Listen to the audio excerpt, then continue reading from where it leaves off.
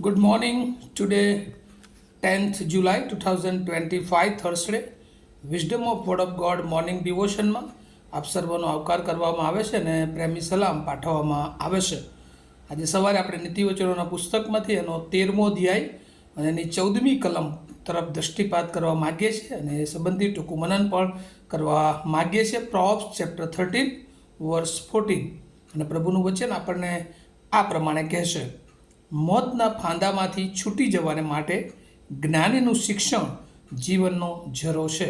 અને એ પ્રમાણે NIV બાઇબલ પ્રમાણે the teaching of the wise a fountain of life, turning man from the snares of death. અને આ બહુ અદ્ભુત વચન છે. આ દિવસોમાં આપણે ઈશ્વરનું શિક્ષણ, ઈશ્વરની સલાહ, ઈશ્વરનું જે ખાસ પ્રકારનું જ્ઞાન છે એ જ્યારે આપણા જીવનમાં હોય છે ત્યારે અહીંયા ગુજરાતીમાં સરસ લખવામાં આવ્યું છે કે મોતના ફાંદાઓમાંથી છૂટી જવાને માટે જ્ઞાનનું શિક્ષણ જીવનનો ઝરો સમાન બને છે. અને ખરેખર પ્રભુનો આભાર માનીએ છીએ, કારણ કે જો જ્ઞાન ઈશ્વર આપણને ન આપે, બુદ્ધિ ન આપે, ડાપણ ન આપે, રોજ શેતાનની એ સ્કીમ એ આપણા જીવનને નાશ કરવા માટેની હોય છે.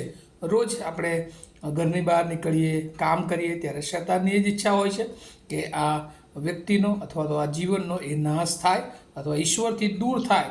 પણ પ્રભુનું જે જ્ઞાન છે, પ્રભુની જે બુદ્ધિ છે, પ્રભુનું જે ડાપણ છે એ આપણને રોજે રોજ એ ચલાયમાન રાખે છે. અને કોઈક તો એ પ્રમાણે કહે છે કે death is a like a hunter, એટલે એક શિકારીની જેમ એ માણસની પાછળ એ પડ્યું હોય છે.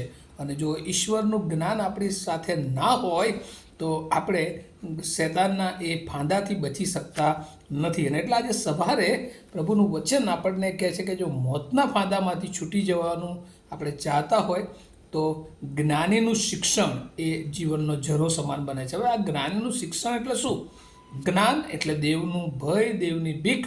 આપણે અગાઉ પણ જોયું હતું વડ હોકમાં કે ઈશ્વરની બીક રાખવી, ઈશ્વર જે કહે છે એ પ્રમાણે માર્ગમાં ચાલવું. બીજા અર્થમાં ઇન્સ્ટ્રક્શન, રોજે રોજ ઈશ્વરની ઈચ્છાને આપણે માન આપીએ છીએ ત્યારે પ્રભુ ચોક્કસ એ આપણા જીવનને એ આશીર્વાદિત કરી શકે છે. અને એટલે અહીંયા લખવામાં આવ્યું છે the teaching of the wise a fountain of life. અને ખાલી આ જીવનમાં જ નહીં, આ પૃથ્વીના જીવનમાં જ આપણને બચાવવાને માટે સક્ષમ છે એવું નહીં, પણ ત્યાર પછી કહે છે કે જો આપણે એ જ્ઞાનને પોતાના જીવનમાં સ્વીકાર્યું છે, જ્ઞાન એ ઈસુ ખ્રિસ્ત છે, અને એ ઈસુ ખ્રિસ્તને જો આપણા જીવનમાં આપણે સ્વીકાર્યું છે તો આપણે અનંતકાળિક સુધી એ મોતને હરાવી દઈએ છીએ. કારણ કે પ્રભુ ઈસુ ખ્રિસ્ત એ જીવન અને પુષ્કળ જીવન મળે એટલા માટે આવ્યા છે. આપણા માટે આ પૃથ્વી પર માનવ બનીને તેઓએ પૃથ્વી પર એ દેહ ધારણ કર્યું.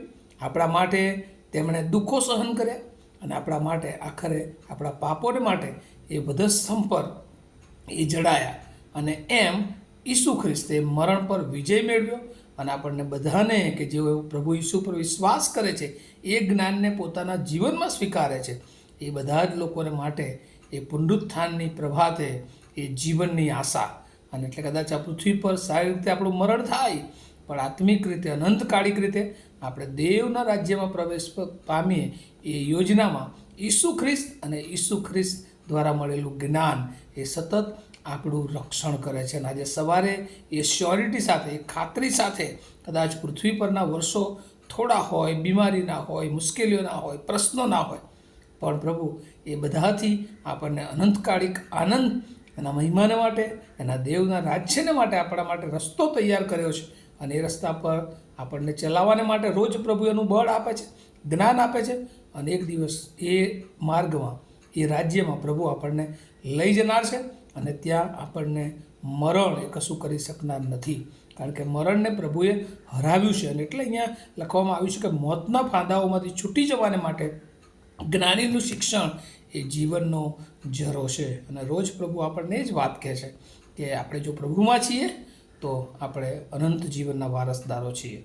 અને એ વિશ્વાસમાં પ્રભુને મળવાને માટે રોજ આપણે એના વચનો, એનું શિક્ષણ એ કેવી રીતે આપણા જીવનમાં દ્રઢને મજબૂત કરીએ, આપણા કુટુંબને મજબૂત કરીએ, આપણી મંડળીને મજબૂત કરીએ, આપણા સેવા કાર્યોમાં આપણો પ્રભુ પરનો વિશ્વાસ એ મજબૂત થાય કે જેથી કરીને આપણા જીવન દ્વારા ઘણા બધા લોકો કે જેઓ રોજ એ મોતમાં સામનો કરી રહ્યા છે એ બધાને એક નવું ઉત્તેજન મળે અને એ ખાતરી મળે કે પ્રભુ ઈસુ ખ્રિસ્ત એ જીવન છે અને ભરપૂર જીવન આપણા બધાને માટે એ પ્રભુએ રાખી મૂક્યું છે. વચનો સમજવાને માટે પ્રભુ એની વિશેષ કૃપા આપણે સર્વને આપે. પ્રાર્થના કરીએ. અમારા જીવંત અને દયાળુ ઈશ્વર, આજે સવારે આભાર માનીએ છીએ, કારણ કે મરણ એ માણસને માટે વાસ્તવિક છે, નિશ્ચિત છે, શિકારીની જેમ આવે છે, પણ એ ખાતરી છે કે જેઓ પ્રભુમાં છે તેઓને આ મરણ હરાવી શકતું નથી, કેમ કે આ મરણના ફાંદામાંથી બચાવવાને માટે ઈશ્વર પોતે જ્ઞાન તરીકે આવ્યા છે અને રોજ ઈસુ ખ્રિસ્ત એ દોરવણી આપે છે. અને એક દિવસ એ પુનરુત્થાનની પ્રભાતે એ પ્રભુ, જે લોકો પ્રભુમાં મરણ પામ્યા છે તેઓને ફરી સજીવન કરવાના, જેઓ જીવતા છે પ્રભુ એમની સાથે એમને લઈ જવાના છે. ત્યારે ધન્ય આશામાં એ સ્વર્ગના રાજ્યમાં પ્રવેશવાને માટે આપણને બધું પ્રભુ વિશ્વાસ આપે, મજબૂત કરે અને રોજે રોજ એનું બળ અને સામર્થ્યના જ્ઞાન દ્વારા મેળવીએ એવી પ્રાર્થના ઈસુ પ્રભુના નામમાં સાંભળો અને તેનો સ્વીકાર કરો. આમીન. Have a nice day to all of you. Thank you.